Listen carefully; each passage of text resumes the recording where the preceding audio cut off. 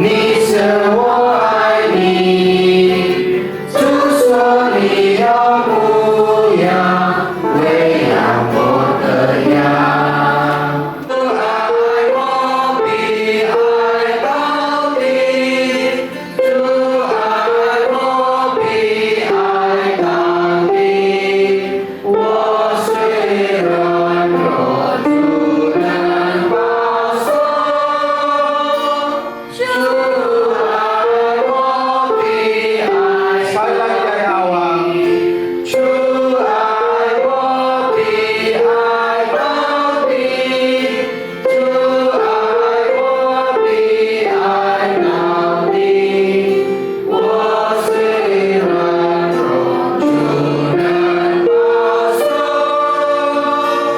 主爱我比爱到底。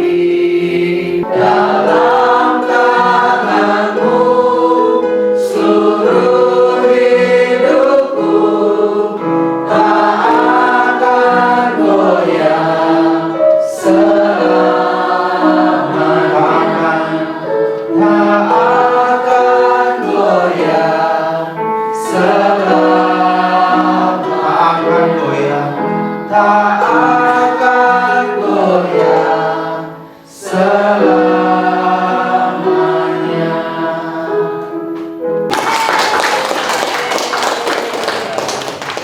Iya.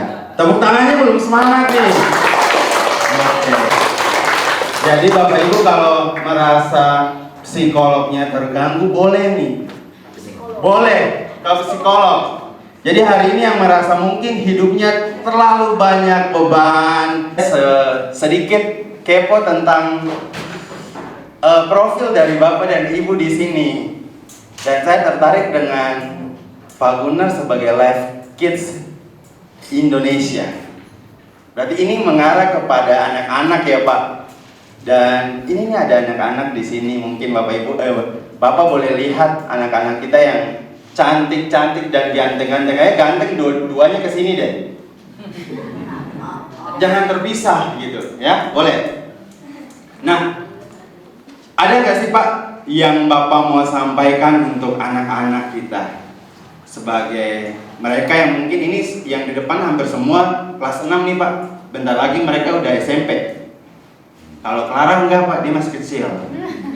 Masih kelas 3 ya. Jadi ada nggak Pak kesan-pesan yang Bapak mau sampaikan ke mereka sebelum kita diskusi? Kita jangan mulai dengan yang berat-berat Bapak Ibu. Nanti takutnya saya takut Bapak Ibu semua pada ngantuk. Ya kita ada nggak Pak pesan-kesan yang Bapak mau sampaikan? Ya, pesan yang pertama itu bahwa masa depan gereja atau masa depan bangsa ini sebetulnya bergantung kepada anak-anak. Ya.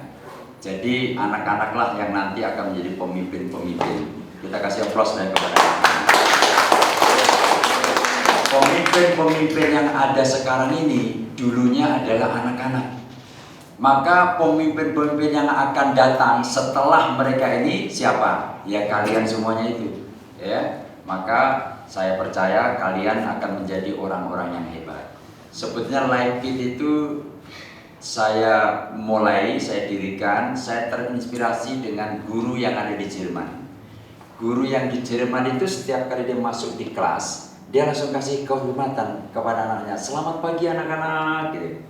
Setelah itu dia bacakan satu firman Tuhan, berdoa, lalu dia ngajar. Setelah mengajar dia selamat pagi anak-anak, sampai jumpa, baru dia tinggalkan kelas itu. Bahkan pada saat dia ketemu di pasar, selamat pagi anak-anak, ketemu di jalan, selamat pagi anak-anak. Dan itu berbeda sekali dengan guru-guru yang ada di Indonesia ya. Guru-guru di Indonesia itu kalau kita tidak selamat pagi pada guru, kita bisa kena semprot gitu ya, kita bisa kena marah gitu ya. Nah, terus pada saat, maka guru ini menjadi guru yang terkenal, guru yang menjadi guru yang teladan. Suatu saat dia pensiun dan diadakan acara perpisahan. Kemudian ada pesan dan kesan. Tiba-tiba ada satu anak yang bertanya gini, Pak Guru, kenapa Pak Guru kok berbeda dengan guru-guru yang lain? Pak Guru setiap kali ketemu sama kami, kasih penghormatan, kemudian baca firman Tuhan, dan memberkati kami. Sementara itu guru-guru yang lain tidak melakukannya. Kenapa Pak Guru melakukan itu? Apa jawaban dari Pak Guru itu? Anak-anakku semuanya, Kenapa aku kasih penghormatan kepada kalian? Karena saya percaya ada di antara kalian akan menjadi orang yang hebat. Ada di antara kalian yang menjadi orang hebat. Dan tidak kebetulan di kelas itu ada seorang anak kecil. Kalau ini Daniel sama Justin kan, ada anak kecil yang bernama Martin Luther. Bisa bayangkan kan? Dan Martin Luther menjadi apa? Tokoh reformasi. Maka kali ini yang anak sekalian, selamat pagi anak-anak. Gimana responnya? Selamat pagi anak-anak. Selamat pagi. Kenapa saya menghormati kalian? Clara, karena saya yakin bahwa engkau akan dipakai Tuhan luar biasa. Amin. Justin, Daniel juga ya. Ini yang menginspirasi ya. Oke, kita berikan tepuk tangan dulu kita. Bapak Ibu, kalau tadi saya nggak singgung seperti ini, kita nggak tahu kalau di Jerman ternyata guru-guru yang menghormati anak-anak lebih duluan. Iya nggak? Atau ada yang sudah pernah pergi Jerman selain Bapak dan Ibu yang ada di sini? Nggak tahu kan adaptasi ini? Nggak tahu tentang bagaimana mereka di sana? Ini sebuah ilmu baru kepada kita Bapak Ibu. Nah, kalau satu narasumber bicara aja kayaknya nggak enak Bapak Ibu. Kita hari ini mau dengar juga pesan. Ini kalau Bapak kan untuk anak-anak. Saya mau dong Ibu untuk orang tua, karena orang tua ternyata pengaruh penting untuk psikologi dari anak itu sendiri. Jadi kalau orang tua bikin hal sesuatu yang maksudnya dalam tanda kutip tidak baik dilihat oleh anak-anak, juga kan berpengaruh ke depannya Ibu. Bagaimana Ibu menanggapi untuk orang tua? Ya, terima kasih untuk Pak Nando. Untuk kita para ibu, secara psikologi dan penelitian, ternyata ibu punya kontribusi besar kepada anak-anak dan juga suami itu 3 kali lipat. Maksudnya begini, kalau ibu itu bahagia, maka anaknya 3 kali lebih bahagia, termasuk semua suaminya. Tapi kalau kita ibu sedih, depresi, anak kita 3 kali depresi. Maka seperti kemarin saya sampaikan, betapa pentingnya peran suami memberikan encourage, memberikan semangat, memberikan dukungan kepada istrinya, supaya istrinya itu bahagia, supaya istrinya itu bersemangat, sehingga anak-anaknya menjadi anak-anak yang sehat secara emosional, secara rohani, dan juga secara fisikal.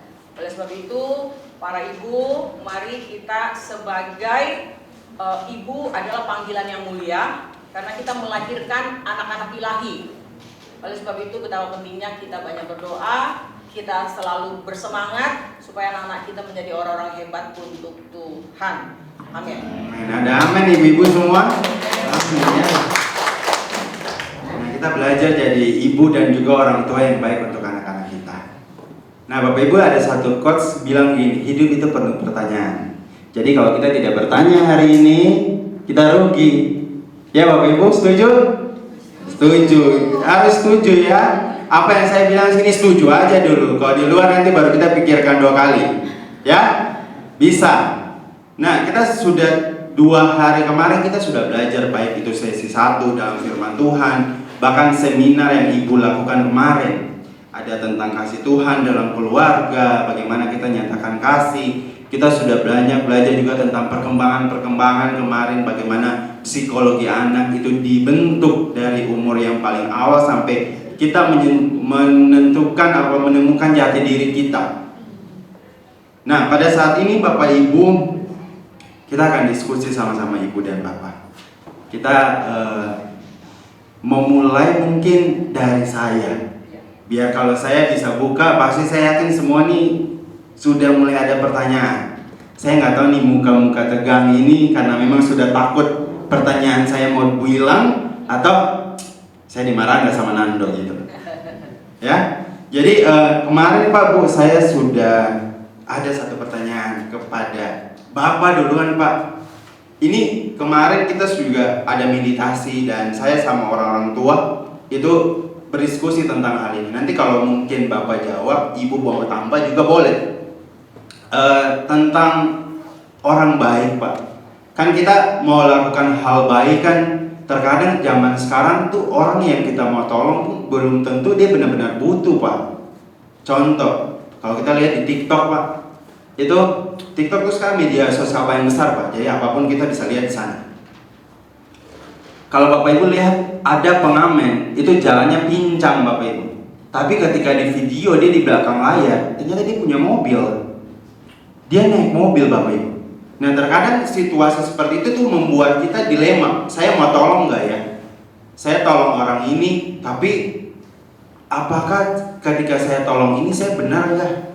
Apakah benar dia butuh atau gimana? Nah, kita mungkin ibu bapak akan jawab dari segi kita sebagai rohani, dan ibu mungkin lebih ke psikolog bagaimana kita melihat. Karena kita memang semua pasti mau membantu orang. Tapi apakah semua orang harus kita bantu, Pak? Apakah orang, dan meskipun orang itu mempergunakan hal yang salah, kita sebagai orang percaya gimana mengatasi hal itu? Oke, kata kasih prosedural kepada Pak Ando. Bapak Ibu, secara prinsip Tuhan itu memberikan satu penjelasan kalau kita memberi itu harus memberi kepada orang yang tepat. Itu prinsipnya itu, gitu ya. Maka kisah-kisahnya seperti itu. Ya, berikanlah kepada fakir miskin, berikanlah kepada anak yatim piatu, berikanlah kepada janda-janda. Dan kasus kemarin, itu kisah kemarin, orang Samaria yang baik itu menolong orang yang sedang terluka, orang yang sedang mau mati ya, karena diperampok dan sebagainya. Jadi yang pertama, prinsip kita harus menolong orang-orang yang tepat. Bapak Ibu, menolong itu baik, tetapi menolong kepada orang yang tepat itu lebih baik lagi. Ya, sekali lagi memberi itu baik, tapi memberi kepada orang yang tepat itu baik. Tetapi case yang disampaikan Pak Nando tadi adalah case di mana kita tidak tahu sebenarnya orangnya seperti apa, gitu ya. Nah, maka sebaiknya Pak Tuhan, firman Tuhan mengajarkan kepada kita apa? Kasihlah sesamamu, ya, terlebih dulu kepada siapa? Kepada orang-orang yang, ya, sesama Kristen, sesama orang percaya. Itu yang diminta, gitu ya. Jadi dengan kata lain saya menarik kesimpulan bahwa kasihlah kepada orang-orang yang kamu kenal, gitu ya. Orang-orang yang kamu tahu, latar belakangnya kamu tahu, ya, riwayatnya kamu tahu, gitu ya. Nah, itu yang penting sekali. Bapak Ibu, kita tidak punya kemampuan cukup untuk memberikan makan 2 juta orang miskin di Indonesia. Betul tidak? Tidak akan cukup, ya. Tidak mungkin kita punya kemampuan. Tapi bukankah kita cukup untuk menolong 2 orang di tetangga kita, gitu ya. Dan jangan 2 orang, Pak. Seringkali gini Pak Ibu, seringkali orang itu terkenal baik dari jauh, ya. Tapi sebetulnya jauh dari baik. Saya ulang lagi, seringkali kita ini dikenal baik dari jauh, tetapi seringkali justru kita ini jauh daripada yang baik. Bapak Ibu, saya yakin kalau Bapak Ibu tanya kepada orang di Kalimantan, menurut Bapak Ibu Pak Gunari gimana? Saya yakin mereka akan katakan baik sekali Pak Gunari itu. Kenapa? Karena saya datang ke sana khotbah sekali, kemudian kalau ada orang ngabar saya berkati, saya pulang. Tapi Bapak Ibu, kalau Anda tanya kepada istri saya, wah, saya tidak tahu ya. Nanti secara pribadi lah Anda tanya, gitu ya. Nah, jadi Bapak Ibu Tuhan, artinya apa? Kita kenal kok, kita tahu kok, gitu ya. Nah, maka saya pikir itu ya sebagai pendahuluan yang ada. Jadi pertama, Tuhan kasih tahu kepada kita menolong orang-orang yang memang perlu ditolong, membantu orang-orang yang perlu dibantu, ya, mengasihi orang-orang yang perlu dikasih, yaitu orang-orang di sekitar kita, ya. Makanya Bapak Ibu Tuhan, saya juga sering kali diskusi ya. Orang mengumpulkan dana begitu besar untuk yang ada di Gaza sana. Kita tidak kenal siapa mereka, gitu ya. Sementara tetangganya, tanda kutip sakit, tidak ada yang mau mengobati. Bangun rumah sakit di sana, tapi sementara itu pergi ke puskesmasnya tidak bisa. Ya, ini satu gambar, dan Yesus memberikan contoh kepada kita sekalian. Ya, kasihlah orang-orang yang kamu dekat, yang kamu kenal.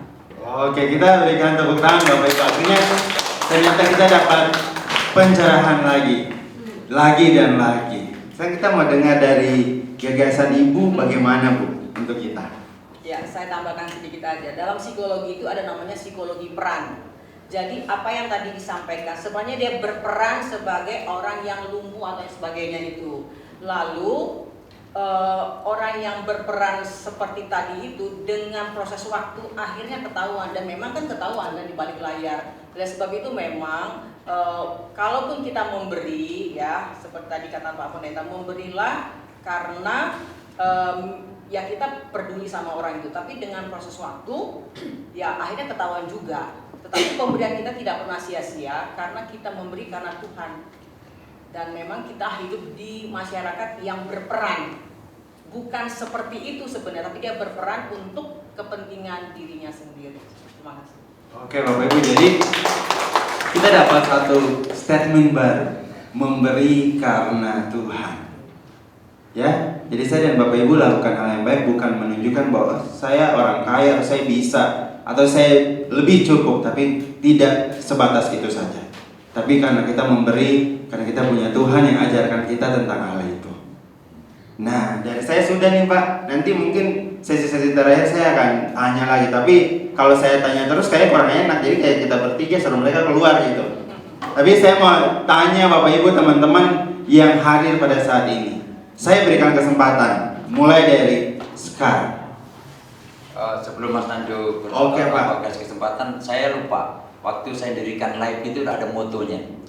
Oh. Motonya itu Children Today, Leader Tomorrow. Children Today, Leader Tomorrow. Nah, saya nanti anak-anak kita praktekin itu ya. Ya. Oke, kita boleh lihat sama-sama. Ya. Boleh Pak ini pakai.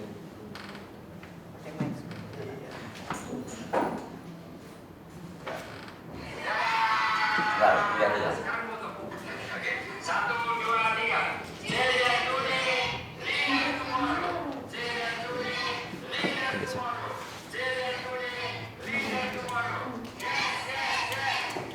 Nanti praktekin ya, Justin dan Daniel semua ya. Kayaknya sekarang aja Pak. Sekarang aja Pak. Kalau nanti kayak mereka lupa Pak. Oke, kita berdiri semua. Berdiri semua. Kita pasti mama-mama ibu-ibu sangat suka sekali anak-anak jadi pemimpin kan ya. Oke, jadi ada Children Today, Leader Tomorrow, Children Today, Leader Tomorrow, Children Today, baru yes. Nanti ikut ini, oke.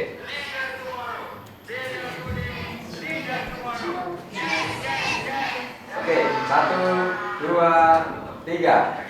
Children today, leader tomorrow. Children today, leader tomorrow. Children today, leader tomorrow. Yes. Oke, silakan duduk. Nah kita jangan Bapak Ibu pikir bahwa ada moto kayak gitu terus saya lupa tentang pertanyaan enggak.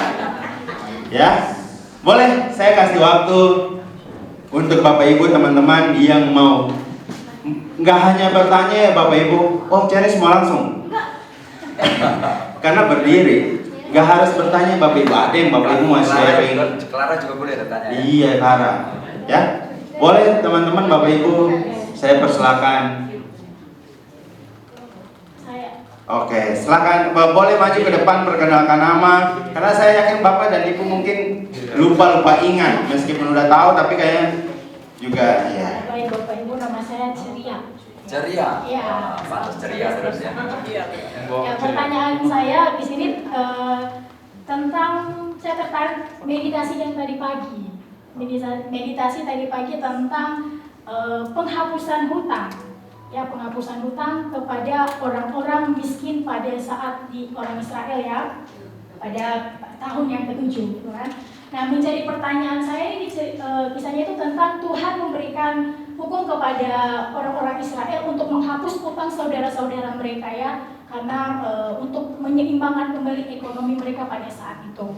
Yang menjadi pertanyaan saya Bapak Ibu, untuk saat ini nih kita pasti sedang melaksanakan pinjam meminjam ya, pada tahun ini pinjam meminjam. Nah, kadang-kadang kita melihat keluarga kita beri pinjaman.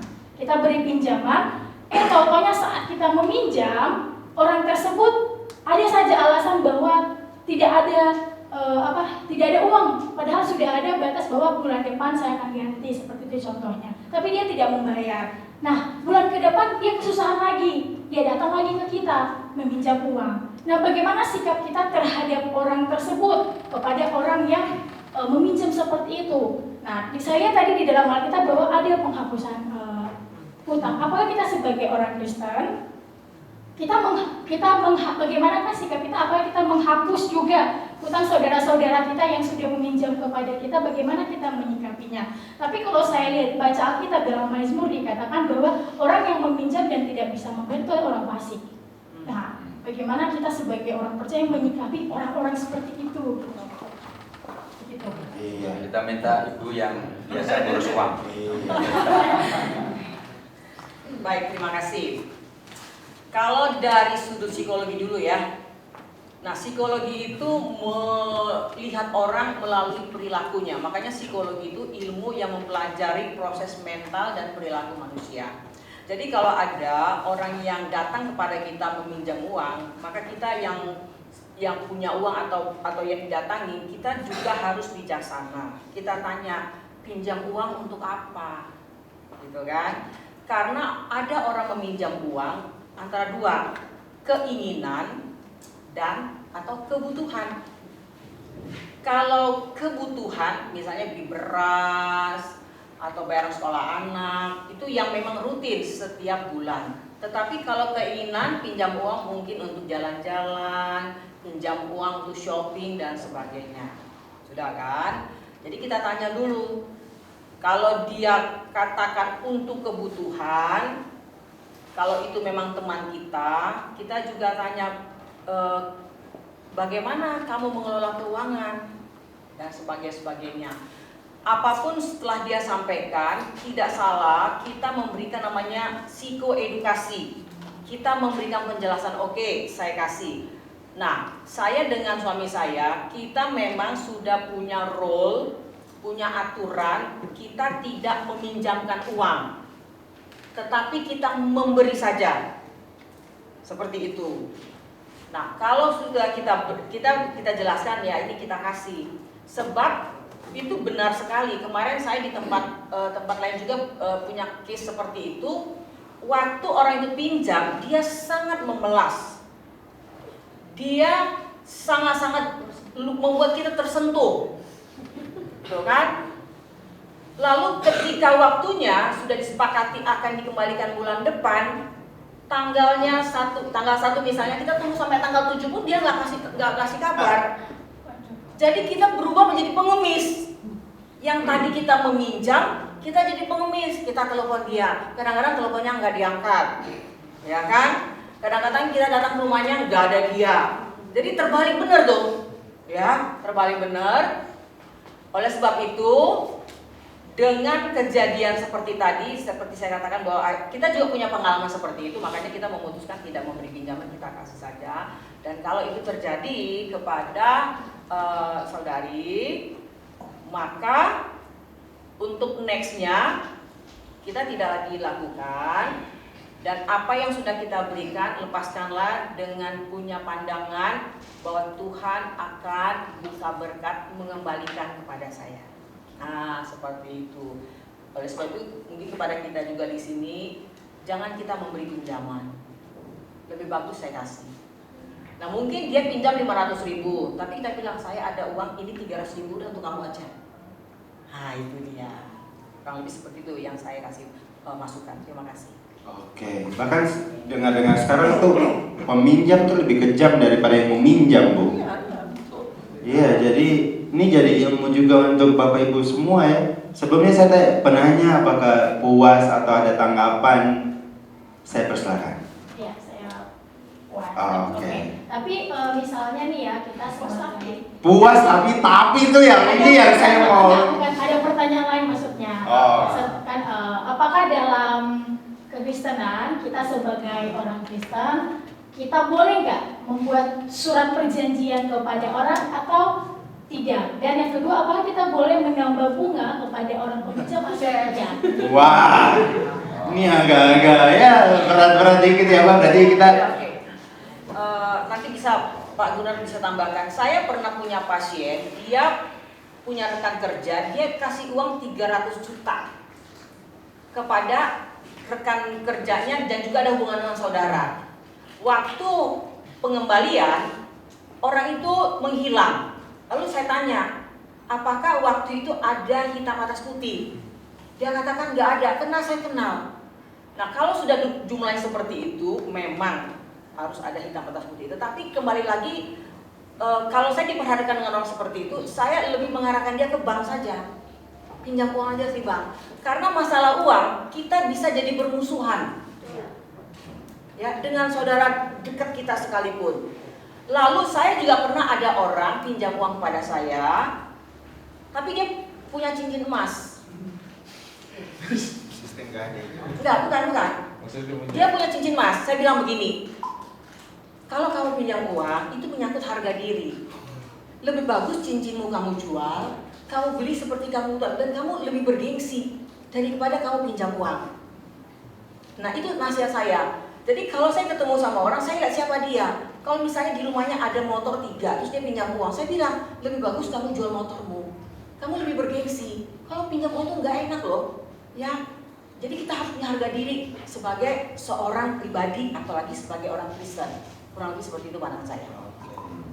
Mungkin saya tambahkan sedikit Bapak Ibu, secara umum ya masalah yang banyak ditangani oleh negara ini adalah masalah hutang piutang. Itulah sebabnya debt collector ada di mana-mana, gitu. Dan kalau sudah debt collector turun tangan, masalah jadi panjang ya. Nah, maka secara prinsip sebetulnya memang Alkitab ada mencatat pinjamannya, tetapi kalau kita membaca secara holistik dari seluruh Alkitab itu, sebenarnya Tuhan tidak mendorong ya untuk orang itu pinjam meminjam. Tuhan itu mendorong ya kasih saja gitu ya, kasih saja. Saya tadi Bu Destina sudah sampaikan ucapan Tuhan. Saya selalu katakan orang pasti tidak percaya kalau saya katakan saya tidak punya uang, dan saya kan tidak boleh juga bohong kan. Tapi saya ngomong gini, saya tidak punya uang yang untuk dipinjam-pinjamkan.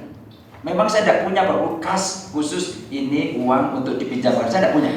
Saya tidak punya. Kalau uang untuk pendidikan ada, ya utang untuk ini ada gitu. Saya katakan demikian. Nah, lalu tadi seminggu tadi katakan kalau dia misalnya pinjam 500.000 ya saya katakan saya ada uang untuk kamu. Ya. Kadang-kadang kalau memang orang itu begitu perlu, saya ngomong gini Pak Ibu, oke, saya kasih ini terserah. Kalau nanti kamu mau kembalikan, kembalikanlah. Kalau tidak juga tidak apa-apa. Dan sebagian besar apa Pak Ibu? Tidak kembalikan. Itu berarti kalau saya bilang hutang ya, dan dia harus kembalikan, dan dia juga akan kembalikan. Maka tadi akhirnya kita yang jadi pengemis kan, kapan? Ya kapan dikembalikan? Ini sudah tanggal 7 loh. Kapan kembalikan dulu? Dan jadi yang saudara pun jadi jauh akhirnya gitu ya. Yang teman pun, dan banyak saya dengar orang di gereja tidak jadi ke gereja. Karena apa? Karena yang tanda kutip musuhnya ada di situ gitu. Dalam pengertian yang meminjamkan ada di situ gitu ya. Jadi secara prinsip Bapak Ibu, kalau bisa hindarilah pinjam. Kalau mau pinjam, pinjamlah kepada Tuhan yang punya bank di seluruh dunia ini ya. Datang kepada Dia, meminta kepada Dia. Kenapa? Dia katakan, mintalah, maka kamu akan diberikan. Amin Bapak Ibu. Minta kepada Dia. Dia kasih kok kesempatan, mintalah gitu ya. Nah ini saya pikir prinsip yang bagus sekali. Nah bagi Bapak Ibu yang sudah terlanjur pernah hutang misalnya gitu ya, ya mari kita bertanggung jawab, kita kembalikan itu gitu ya. Dan bagi Bapak Ibu yang sudah sempat meminjamkan, ya siap-siap saja lah untuk tidak dikembalikan. Ya gitu ya, sudah tata hati, oh ya tidak apa-apa lah karena itu. Dan kalau perlu ya kita ngomong, oke Pak, kalau tidak mau mengembalikan sekian, bisa tidak kembalikan sekian dan seterusnya. Oke, mungkin sedikit ya saya tambahkan. Sebenarnya orang yang meminjam itu adalah pemalas. Itu sebenarnya. Yang kedua, yang meminjam itu dia tidak punya keinginan mengelola keuangan. Misalnya kita para ibu ya, suami kita kasih uang misalnya 4 juta setiap bulan. Kita sebagai istri kan mencatat, ya kan, mencatat pengeluaran makan minum semuanya sekian, untuk persembahan sekian dan sebagainya. Dan itu saya latih anak-anak kami. Jadi anak kami ada di Surabaya, kita kasih uang sekian, saya bilang kamu catat berapa kamu untuk makan, untuk ke gereja, transportasi, dan usahakan ada yang disimpan walaupun 100.000. Karena ketiga anak kami latih mereka untuk menyimpan uang. Jadi kalau setiap perkara kecil kata Tuhan, nanti ketika Tuhan percayakan uang banyak, dia tetap punya mental untuk menyimpan, tidak boros. Seperti itu. Jadi kembali lagi, saya punya pandangan orang yang meminjam itu pada dasarnya pemalas dan tidak tertib hidupnya. Terima kasih. Oke Bapak Ibu ya, ini jangan sampai ada yang merasa tersinggung dengan ada statement-statement kayak gini Bapak Ibu. Tapi ini ternyata jadi bahan evaluasi kita masing-masing. Nah tadi Bapak sempat bilang karena saking banyak meminjam banyak, makanya ada debt collector. Tapi saya bukan debt collector Bapak Ibu ya. Ya, jadi ada lagi yang mau lanjutkan tentang materi kita? yang mau diskusi, bertanya, saya persilakan. Pak Yones, ada? Boleh? Oke. Nama saya Yones dari Pemuda UPMI.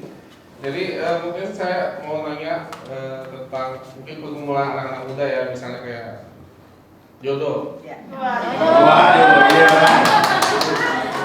Jadi kan kalau diingatin tren sekarang anak muda udah kepala 3 tapi masih sendiri.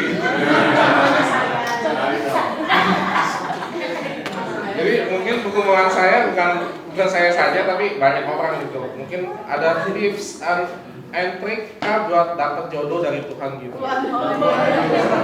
Atau bagaimana cara menarik wanita? Ini boleh Pak, Ibu silakan, saya kasih waktu. Sepertinya udah depresi. Ya, memang ini bukan hanya melanda di sini, tetapi banyak pemuda Kristen, termasuk tadi ya, itu disama-samakan, orang-orang muda sekarang ini krisis mencari jodoh, ya, cari teman hidup. Tetapi saya mau sampaikan begini, kalau saudara Yohanes ada di sini, pasti di sini nggak ada jodohnya. Karena anak-anak remaja ini kan masih pra remaja, ya kan? Oleh sebab itu, saya sarankan pergilah ke komunitas yang lebih besar. Ya, saya nggak sebutkan. Ada satu gereja yang saya lihat jemaatnya banyak sekali. Ya, banyak sekali. Dan saya melihat misalnya ketika saya berkunjung ibadah di sana, saya melihat ada orang yang Chinese menikah sama orang Batak. Karena komunitasnya itu ada sampai 1.000 orang. Dan dia ketemu di dalam konsel-konsel youth itu. Jadi saya nggak tahu apakah saudara bersedia, oke melayani di sini, tapi mungkin saudara suruh pergi ke satu gereja. Nanti bisa juga di situ ketemu jodoh, itu satu. Yang kedua, saudara juga misalnya hobinya apa, gitu kan? Ikut komunitas. Dimana di situ ada juga anak perempuan dan semuanya.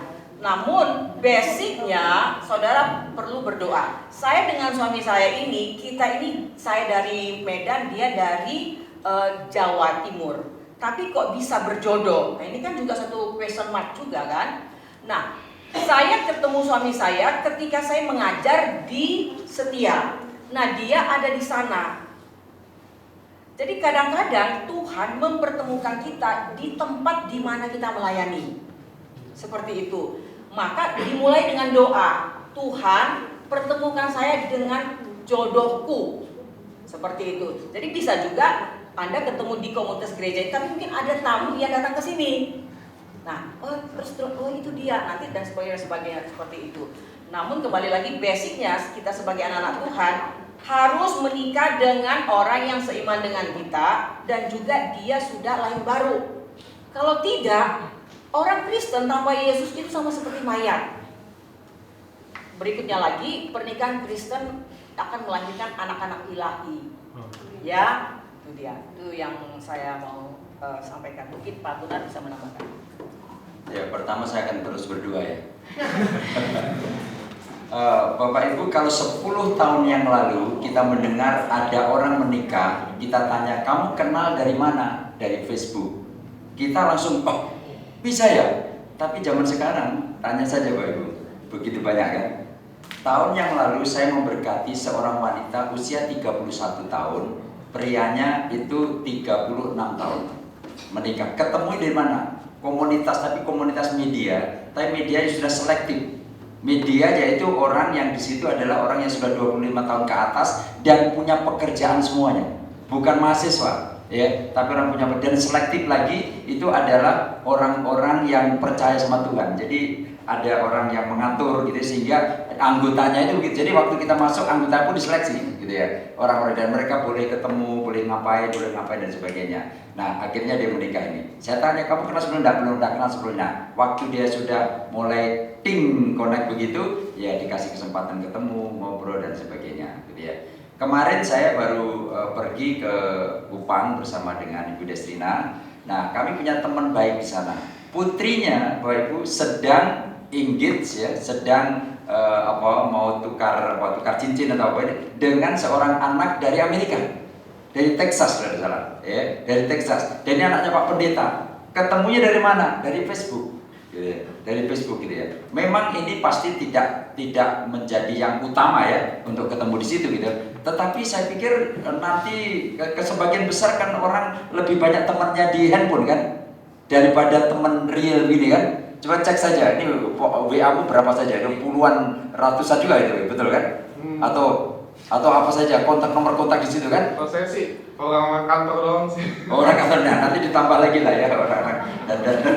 Nah itu juga salah satunya, jangan orang kantor. Mungkin kantor sebelahnya, kantornya Cik Yeni juga perlu diperkenalkan ke sana ya. Oh, nah, sebenarnya itu tadi poin yang kedua, sebetulnya zaman sekarang ini tidak ada salahnya sebenarnya kita minta bantuan orang gitu ya. Minta didoakan atau minta bantuan juga gitu ya.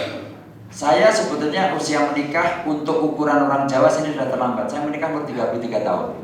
Waktu saya umur 27 tahun, setiap pulang saya stres Bapak Ibu. Tante saya, mana kok udah kamu ajak? Mana kamu udah ajak? Maksudnya mana nih kok pacarnya, mana kok calon istri kok udah diajak? Ya, karena enggak ada orang gitu ya.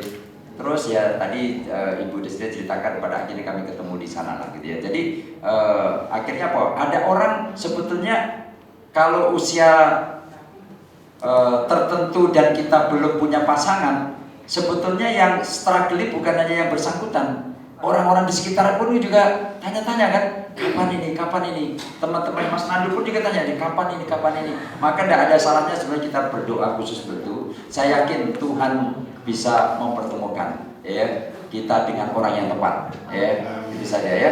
Terima kasih. Jadi kesimpulannya ini harus berdoa dan berusaha. Ora et labora. Ya tadi iya Harus komunitas ya. Kalau tadi WA-nya cuma 30 ya 2 kali lipat lah dari sekarang Nes ya.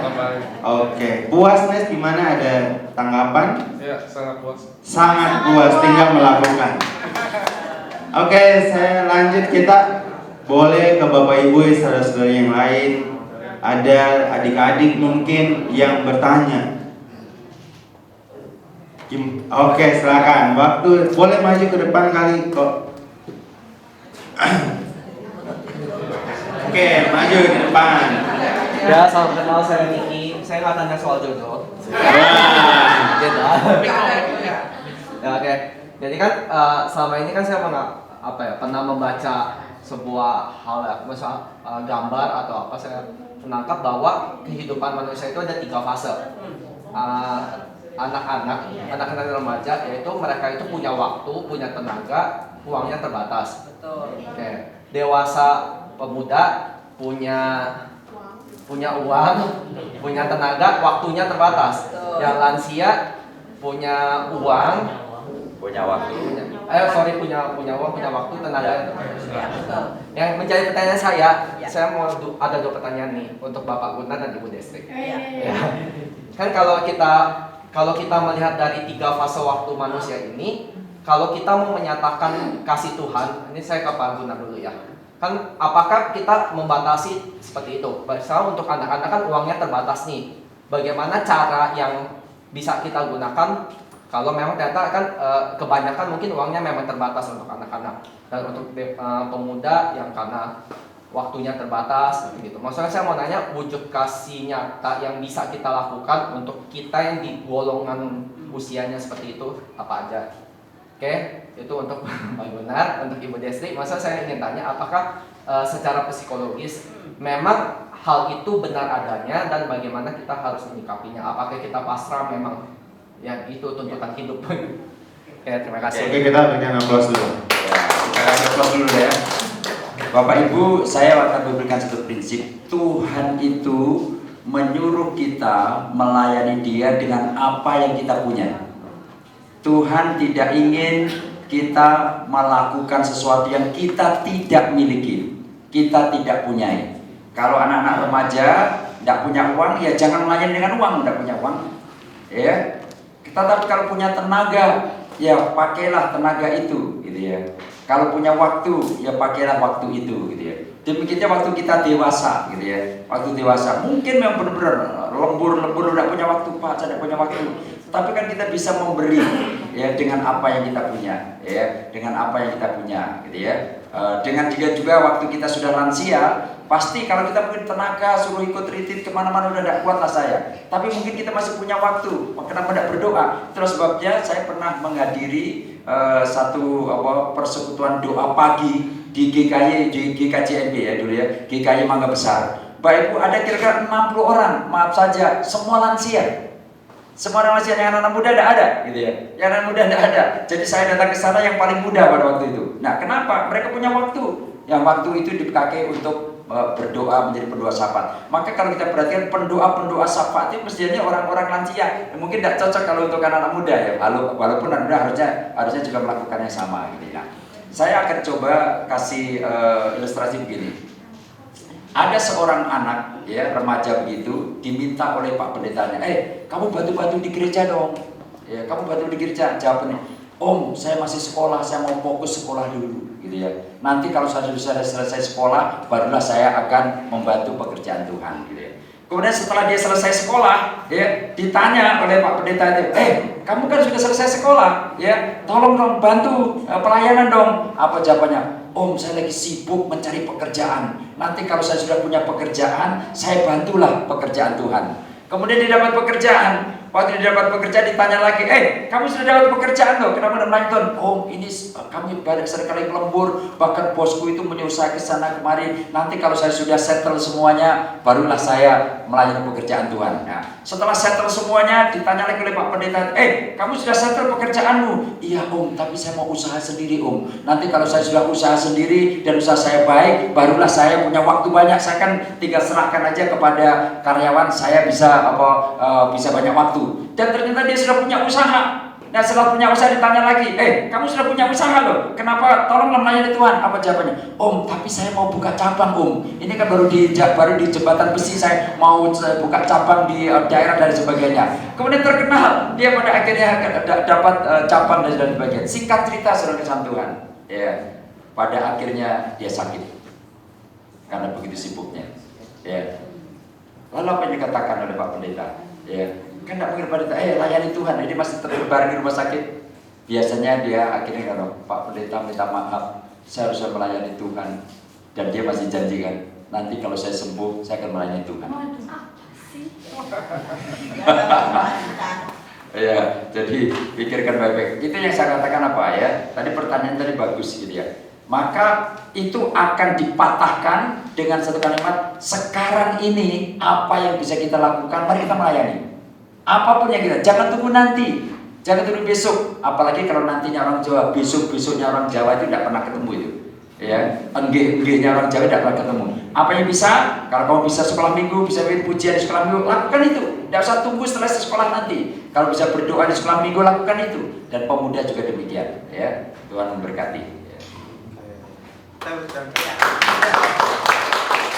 Saya sedikit ya, saya kelihatan di belakang. Sebelum saya memberi jawaban lebih dalam, sebenarnya kita sebagai orang Kristen secara umum ya sama seperti orang-orang di luar, kita semuanya harus melakukan 7 kebiasaan yang baik untuk nanti walaupun sudah umurnya 65, kaki-kaki kita ini masih bisa jalan. Ya. Jadi yang harus kita lakukan itu ada 7. Yang pertama, bangun pagi. Oke ya. Sudah bangun pagi. Yang kedua, berdoa. Yang ketiga, kita olahraga. Olahraga itu muter-muter kaki ya, karena kesehatan orang dimulai dari kaki. Kalau kakinya sudah bermasalah, ke atas nanti jadi lebih repot. Sudah kakinya ya. Lalu yang keempat, kita ini harus suka membaca. Walaupun kita umurnya 60, mau gimana kita harus baca. Minimal baca apa? Alkitab. Ya, koran juga bagus. Jadi Alkitab itu adalah koran masa kini yang tidak pernah kadaluarsa. Itu 4 ya. Yang kelima, kita harus apa lagi nih? Makan. Ya. Makan itu nggak hanya sekedar makan, harus makan yang sehat. Kemarin saya sudah sampaikan real food. Di sini panitia gereja GPM beri kita tempat yang sangat bagus. Hanya bagian makan yang mungkin banyak yang mungkin nggak cocok ya, dan semuanya itu kita nggak bisa apa ya. Tapi kita bersyukurlah, ya kita bersyukur bahwa yang mereka sediakan tetap juga bagus. Tapi saya bilang sama suami saya, ini padahal daerah Sukabumi harusnya ada banyak sayur sebenarnya kan, sayur. Kita nggak ketemu juga ikan ya, ikan mas padahal dia punya dan sebagainya. Tapi nggak apa-apa lah. Oke, yang kelima itu adalah kita harus makan yang sehat, ya. Masih ingat yang pertama apa? Bangun pagi, berdoa, olahraga, baca, makan yang sehat. Lalu yang keenam apa? Kira-kira? Kan 7. Hah? Bersyukur. Bersyukur itu masuk di dalam berdoa tadi itu. Apa itu? Yang 2 lagi? Apa? Bekerja atau bersosial. Bekerja, ya. Bekerja itu adalah manusiawi, dan kalau kita nggak bekerja malah kita akan menjadi apa? Nggak sehat. Dan yang terakhir adalah bersosial. Jadi kalau 7 ini, benar ya 7 ya? Iya. Kalau 7 ini kita lakukan, yakinlah, 1 kita nggak sakit. Yang kedua, kita adalah orang yang bisa jadi berkat. Dan yang ketiga, kita adalah orang-orang cerdas. Jangan lupa, sudah ada penelitian, orang Indonesia itu literasinya sangat rendah. Sangat rendah. Maka kalau kita membaca, bagaimana bisa menulis skripsi, itu dimulai dari menulis diari-diari itu kan. Suka menulis lama-lama bisa juga dan sebagainya itu. Jadi kalau tadi ditanya, bagaimana kalau itu siklusnya benar, masa remaja di mana banyak tenaga tapi nggak punya uang, uangnya dari orang tua. Waktu sudah bekerja, ada uang, ada tenaga, tetapi nggak ada waktu untuk liburan. Nah, orang dewasa ada uang, ada waktu, tapi fisiknya sudah nggak bisa. Maka kita harus berbeda. Waktu kita sudah bekerja dan punya, kita sisihkan. Masa muda pergilah traveling. Jangan nunggu tua. Jangan. Ya, masa muda. Dan kita orang tua kalau punya uang sedikit, ya kita kumpul, kita bawa anak-anak kita ke tempat yang terdekat. Ya ASEAN itu kan, itu terdekat. Nah, saya melihat anak-anak kami yang walaupun kami pergi ke tempat yang terdekat, wawasan mereka jadi berbeda. Saya mengingat dengan Ronald Kasali. Tahu ya siapa dia ya? Dia dosen UI yang dia tamatan dari Harvard, dan dia itu punya rumah apa itu yang di Jakarta Timur. Dia bilang begini, dia ngajar di kampus ya di UI. Dia tanya kepada mahasiswanya, siapa di sini yang punya paspor? Ini mahasiswa loh, mahasiswa UI ya. Siapa di sini yang punya paspor? Hanya beberapa. Lalu si dosennya bilang, ini semua yang nggak punya, paling lambat 1 bulan semuanya harus punya paspor. Lalu ada mulai komplain, loh punya paspor kok nggak punya uang? Buat apa?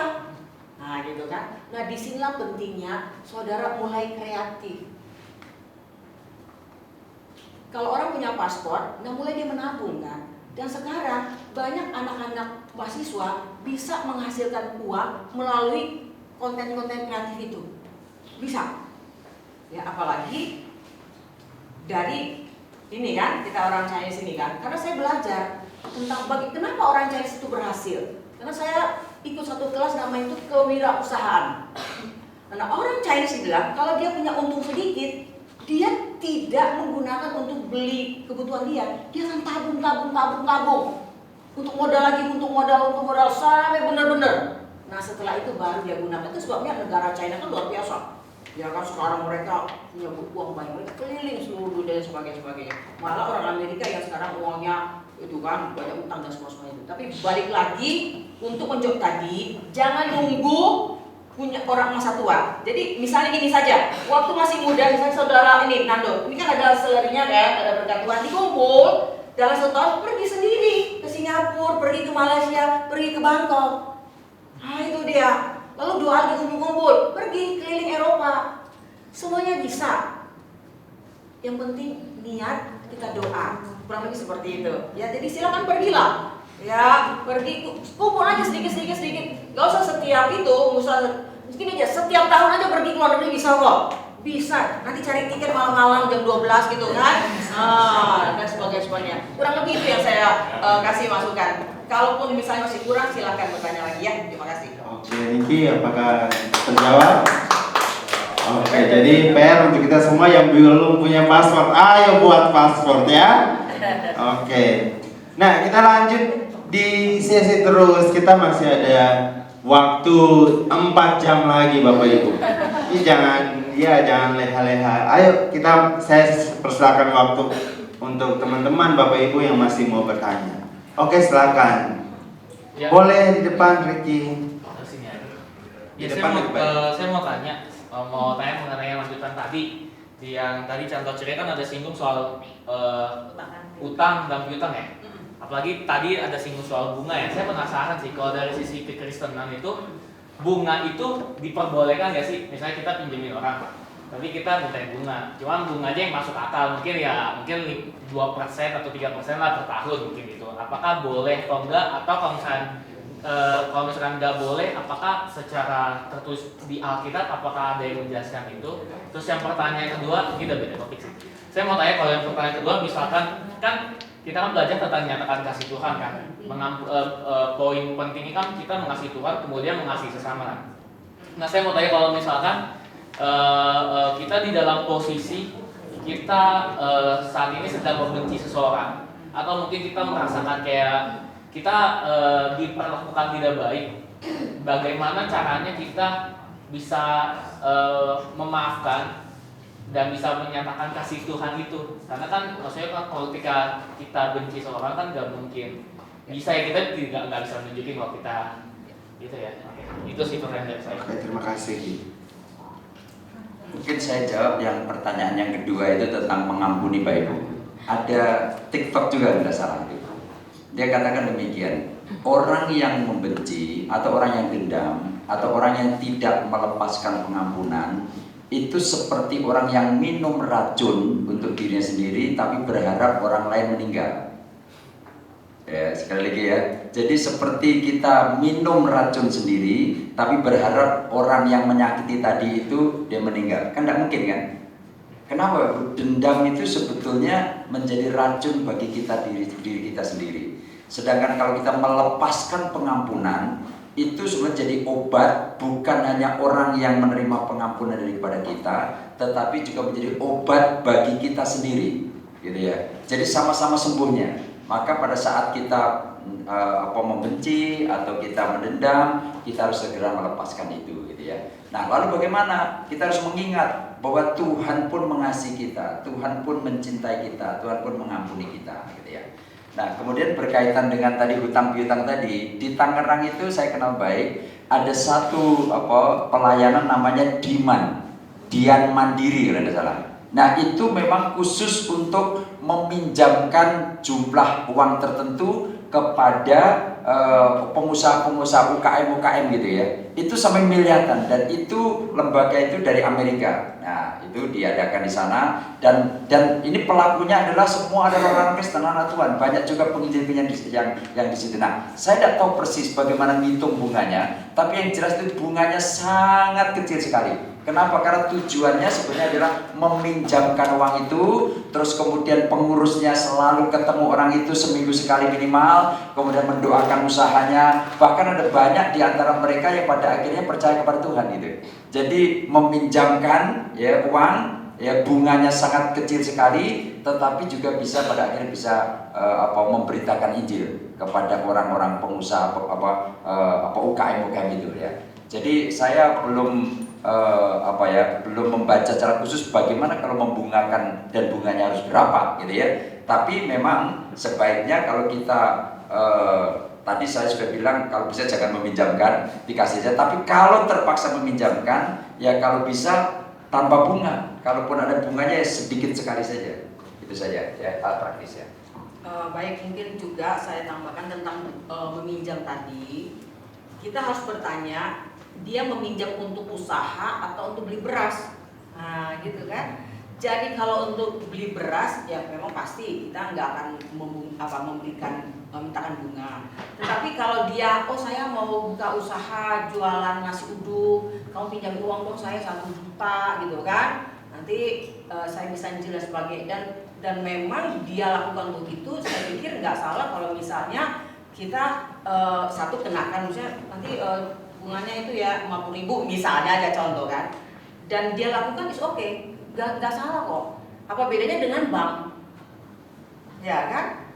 Bank itu kita kasih uang, kita simpan uang kita, dia kelola, dia kasih kita bunga. Tapi kalau uang kita terlalu kecil sih memang nggak ada bunganya kan, kena administrasi dan sebagainya itu. Jadi saya lebih memandang logikanya seperti bank itu aja sih. Ya, nah seperti bank itu yang pertama. Yang kedua tentang ketika ada orang melukai kita dan kita marah dan sebagainya, terus kita simpan. Nah kalau dari sudut psikologi dikatakan begini, jadi ada dalam psikologi itu biopsikologi ya. Nah dalam biopsikologi itu ketika kita dilukai terus kita menyimpan dendam, tubuh kita itu mengeluarkan racun. Itu pasti. Jadi ada kasus seorang ibu, suaminya itu selingkuh. Jadi ini ibu Jawa, suaminya Jawa. Nah suaminya selingkuh. Nah ibu ini orangnya introvert. Jadi dia tahu suaminya selingkuh. Ya para bapak ingat ya, wanita itu punya indera keenam pak. Dia tahu. Mau gimana pun tahu. Dan itu adalah anugerah yang Tuhan berikan kepada wanita. Misalnya kalau anaknya juga gimana, dia tahu tuh, oh anak saya lagi ini dan sebagainya. Itu berkat Tuhan. Nah ibu itu menyimpan marahnya dan sebagainya. Nah karena menyimpan, tubuhnya mulai sakit karena dia kurang tidur, bla bla bla. Dibawa anaknya lah ke rumah sakit. Dokternya cek jantungnya ini semua bagus. Terus tanya sama dokter, pasti ibu nyimpan sesuatu? Enggak, saya gak ada apa-apa dan bla bla. Sakit lagi. Nah endingnya ibu itu bagaimana? Meninggal. Oleh sebab itu, kalau kita dilukai, benar kita terluka. Tapi jangan kita menyimpan luka itu, karena itu akan menggerogoti tubuh kita. Seperti orang jatuh dari tangga, ketimpa tangga lagi. Nah sebagai anak Tuhan, apa yang kita lakukan? Kita ngomong sama Tuhan. Lihat Mazmur 73. Kira-kira apa isi Mazmur 73? Bagaimana Daud melihat orang-orang yang jahat, gemuk-gemuk mereka. Itu Alkitab mencatat. Lalu Tuhan memberikan gambaran bagaimana nanti orang itu. Dan orang itu akhirnya yang gemuk-gemuk tadi tergelincir dan hancur. Artinya apa? Kalau orang melukai kita, beri pengampunan. Tetapi orang yang melukai kita, dia tetap berhubungan dengan Tuhan. Tuhan kita itu adil. Apa yang kamu tabur, itu kamu tuai. Kita tabur kebaikan, itu juga dikatakan di pengkhotbah. Taburlah rotimu di waktu pagi. Memang lama setelah itu akan kembali. Itu kata pengkhotbah. Jadi ketika kita dilukai, kita mengampuni, kita selesai dengan diri kita, dan Tuhan bisa menjawab doa kita. Karena di surga tidak ada orang yang tidak mengampuni. Lalu ingat doa Bapa kami, ampunilah kami seperti kami mengampuni orang yang bersalah kepada kami. Jadi pengampunan yang Tuhan berikan kepada kita, itu bagaimana kita mengampuni sesama kita. Bisa nggak? Mudah nggak? Nggak mudah. Maka kita minta Tuhan, mampukan aku, tolong aku untuk mengampuni orang itu atas kejahatannya dan sebagainya. Saya begitu di ruang konseling. Jadi ketika orang itu dilukai, jangan ngomong gini, Tuhan aku mengampuni orang itu. Nggak bisa saya bilang. Kamu jelaskan kepada Tuhan lukamu bagaimana. Tuhan aku mengampuni dia sudah menjelekkan saya, udah ini. Karena semua kata-kata itu ada di hati. Itu harus kita keluarkan. Kita harus bersihkan memori kita, hati kita dari semua luka-luka yang dia lakukan pada kita. Setelah kita lakukan, jangan kita masukkan lagi. Nah, kadang-kadang saya bilang sama pasien saya ya, oke, sekarang kamu tulis semua luka-lukamu. Dia tulis di kertas. Lalu saya ambil korek, ambil piring. Kertas tadi itu dibakar di depan dia sendiri. Setelah selesai dibakarnya, terus saya tanya gimana? Ya, saya lebih enak. Dan itu sudah nggak ada lagi. Jadi kadang-kadang saya di ruang praktek melakukan seperti itu kepada pasien saya. Dan ada beberapa juga ya, ada namanya itu grounded terapi 5, 4, 3, 2, 1. Ya mulai kamu ini dan sebagainya. Itu. Tapi itu, jadi saya mau sampaikan juga gini, apa yang saya sampaikan kepada pasien saya itu semua saya harus lihat dari Bible, firman Tuhan. Ya. Jadi kalau itu nggak sesuai dengan firman Tuhan, saya nggak akan lakukan. Tapi memang semua teori-teori itu berdasarkan hasil penelitian. Hanya kekurangan dalam psikologi adalah tidak menghadirkan Tuhan. Semua psikologi itu human. Misalnya, ada apa? Oh, saya kecanduan dengan gadget. Terus apa yang kamu inginkan? Saya mau keluar. Oke, kamu coba latih. Tapi kalau saya nangani dia orang Kristen, ayo kamu berdoa, minta pertolongan Tuhan. Nah, itu dia bedanya. Adanya Tuhan. Ya, jadi mungkin bisa menjawab, jangan menyimpan, keluarkan, ampuni dia, tapi orang yang melakukan kejahatan kepada kita, biarlah Tuhan menjadi hakim bagi dia. Terima kasih. Terima kasih Bu. Saya ada pertanyaan lagi. Kalau misalkan tadi kan kalau misalnya sebagai diri ya, tadi kan sebagai point of view pertama. Kalau misalkan sebagai point of view ketiga, kita melihat teman kita yang mungkin sakit hati, mungkin dia dia ikut komunitas, ternyata mungkin komunitasnya membuat dia sakit hati, kan kita juga nggak tahu ya seperti apa ya, dia sakit hati seperti apa. Nah, kita bagaimana sebagai teman yang baik juga bisa membuat dia sembuh juga gitu. Oke, ya terima kasih ya. Jadi kalau ada teman kita seperti itu, kita sebagai social supportnya dia, mungkin kita bercerita, saya juga mengalami seperti kamu. Jadi saya lakukan seperti ini. Jadi kalau bisa kamu lakukan, dan saya mau bantu kamu, kita doakan. Dan untuk hal berikutnya, usahakan orang itu jangan dulu ketemu sama orang yang melukai dia. Kalau enggak itu balik lagi. Jadi kalau di antara kita pernah terluka dengan seseorang, usahakan jangan ketemu orang itu dulu. Sebab kalau ketemu, lukanya terbuka lagi. Kita ini manusia lemah. Ya, jadi jangan dulu ketemu sampai kita yakin bahwa saya sudah selesai dengan orang itu dalam diri saya. Kalau ketemu, ya kita bisa sapa tanpa kita berpura-pura. Nah, seperti itu. Nah, kalau saya punya pengalaman juga ya seperti itu, mungkin karena saya nggak tahu, mungkin ini kemurahan Tuhan. Jadi kalau orang jahat sama saya, orang itu jahat sama saya malah pepetin dia. Itu kalau model saya, misalnya saudara Yohanes tuh jahat sama saya kan, nah gitu kan. Tapi ini kita dalam satu komunitas, saya deketin dia. Saya deketin arti ini, misalnya di mana dia, saya deketin dan saya memberikan sesuatu.